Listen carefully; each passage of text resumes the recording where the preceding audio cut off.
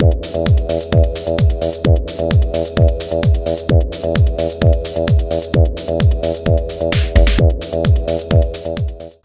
there folks, today I'd like to take a casual peek into the DC Universe Classics Mantis action figure. This is figure number 5 from Wave 9, which contains the Camo Collect and Connect figure for the Wave. This set originally came out around 2009, but I didn't find it until the end of 2010 when I saw this set and the variant for this set at a Target. Each set was selling for $15. Taking a look here at the figure in the package, you can see he has a very interesting getup. This particular figure is the Jack Kirby created figure, and the alternate set being, I think, the Superpowers version. And down below you can see the Collect and Connect piece, which is the left arm of Camo there. Taking a look here at the back of the package, you can see the figures that come out of Wave 9. We have Wildcat, Deadshot, Guardian, Black Adam, Mantis, Black Canary, and Green Arrow. And then you have the Camo Collect and Connect figure there. And the variants for this wave include Wildcat. I believe the standard version is the black colored Wildcat and the variant is the purple, or the other way around, I'm not entirely sure. And the Mantis, of course, we have the Jack Kirby costumed Mantis, and the variant being, I think it's a Superpowers robotic version of Mantis. Down below here you can see a biography and statistics for Mantis on there. Let's go ahead and take this guy out of the package, and we'll be right back. Alright, we have Mantis out of the package, and we'll go ahead and take a look at the Collect and Connect piece first, which is the left arm of Camo. Now this Collect and Connect piece is pretty nice. It's got nice sculpting, nice painting, nice detail, just overall pretty cool Collect and Connect piece. You can see the hose here, which is actually pretty cool, and I guess this gloved arm here, or armored arm on there. Just look at the detail on there and some of the paint detail. It's actually quite nice. And of course you have the translucent green, that is Camo on there. Not as many bubbles as on the torso. You can see some of the bubbles here on the arm. It's actually kind of cool.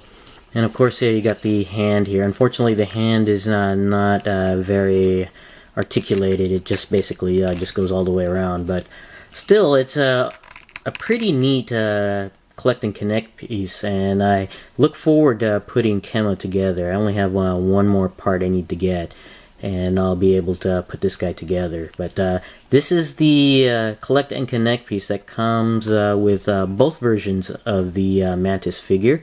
The left arm of Camo.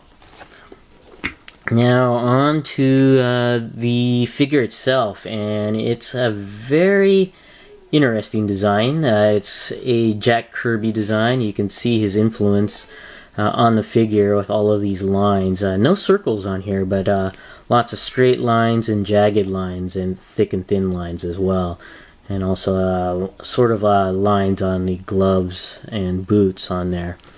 And of course you got that interesting design of the head sculpt. And take a look at more detail of that the head here. It's very well painted on here. No bleeds that I can find on this head sculpt here, and it's very interesting. Get these earlobes here, and it's not turning out too well on the video, but the inner part of the earlobes are a slight orange color on there. It's actually kind of neat, and you got some designs there on the forehead here, and you got these horn-like things here. They're made of a bendable plastic, not too hard and not too soft on there. Just very well painted. I really like that head sculpt. You got the chin pincers, I guess, on there.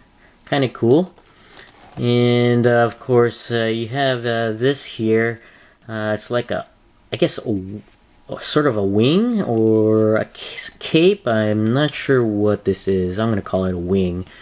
But it's very soft and pliable, and it's actually kind of neat. I wish the capes from the DC Universe Classics figures were made of this softer material instead of the starchy, rigid capes that most of the DC Universe Classics figures come with.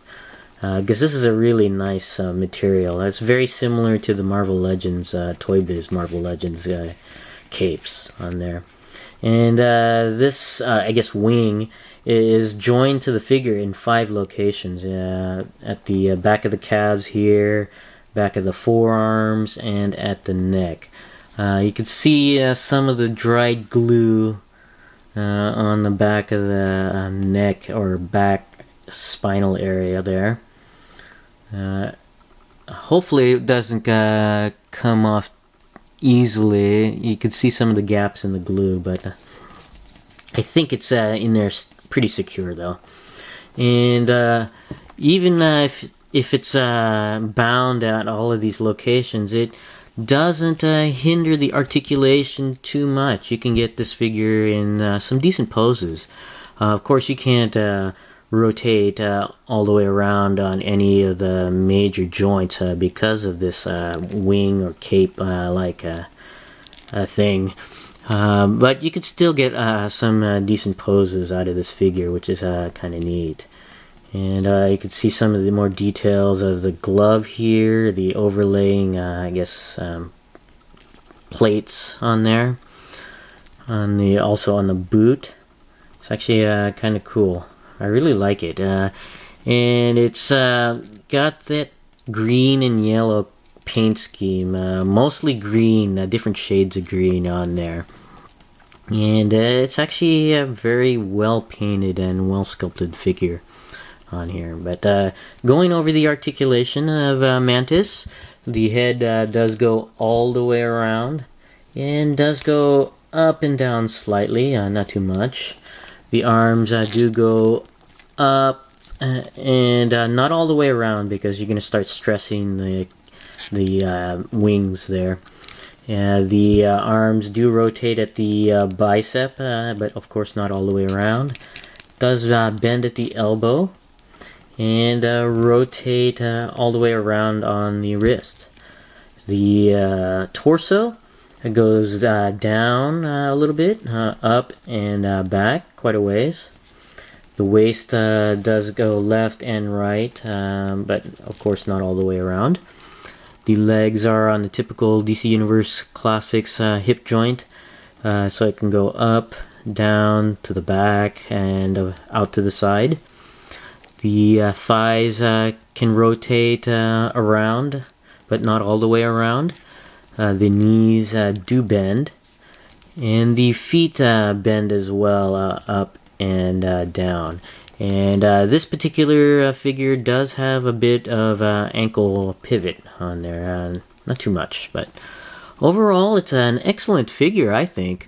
It's one of those figures that is kind of not weird, but certainly an odd design, and it's the Jack Kirby design. And I do like figures that are interesting and unique in their sculpt. And he'll definitely be added to my Oddball Legion. But this is my casual peek into the DC Universe Classics Mantis figure. Thanks for watching, and I'll see you guys next time.